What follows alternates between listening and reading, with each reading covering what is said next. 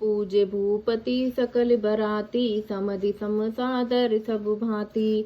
आसन उचित दिए सब काहू, कहऊ काह मुख एक उछाहू।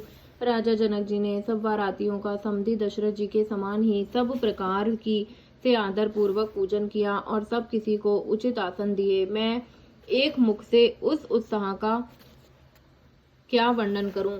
सकल बरात जनक सन्मानी, दान मान बिनती बरबानी। विधि हरिहर दिसिपति दिन राऊ, जय जानहि रघुवीर प्रभाऊ।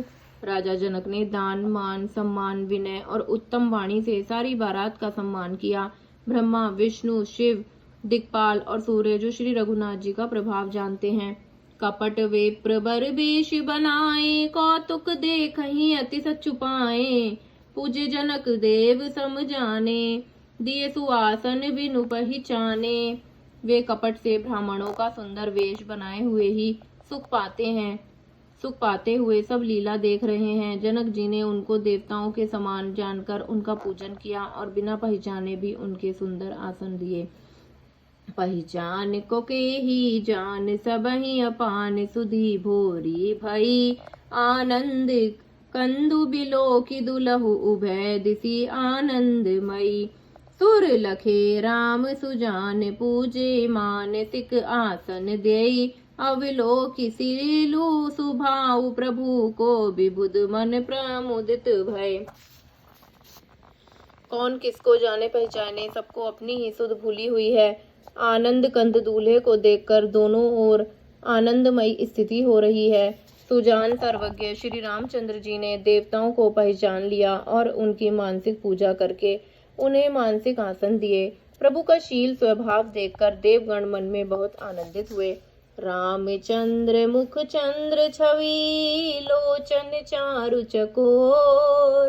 कारत पान सादर सकल, प्रेम प्रमोद न थोर। श्री रामचंद्र की जय। श्री रामचंद्र जी के मुख रूपी चंद्रमा की छवि को सभी के सुंदर नेत्र रूपी चकोर आदर पूर्वक पान कर रहे हैं। प्रेम और आनंद कम नहीं है, अर्थात बहुत है। समो बिलो की वशिष्ठ बुलाए, सादर संतानंद सुनि आए।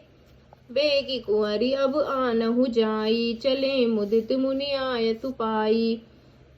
समय देखकर वशिष्ठ जी ने शतानंद जी को आदर पूर्वक बुलाया। वे सुनकर आदर के साथ आए। वशिष्ठ जी ने कहा, अब जाकर राजकुमारी को शीघ्र ले जाइए। मुनि की आज्ञा पाकर वे प्रसन्न होकर चले। रानी सुनिय उपरोहित बानी, प्रमुदित सखिन समेत सयानी। विप्र बधू कुल वृद्ध बुलाई, करि कुल रीति सुमंगल गाई।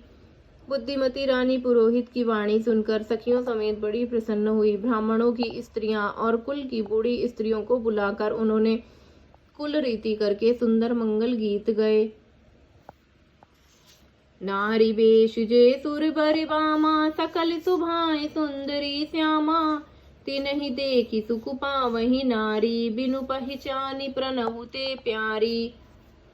श्रेष्ठ देवंग न्याय जो सुंदर मनुष्य स्त्रियों के वेश में हैं, सभी स्वभाव से ही सुंदरी और श्यामा 16 वर्ष की अवस्था वाली हैं।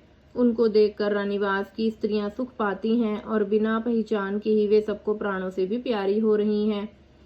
जय जय सीताराम।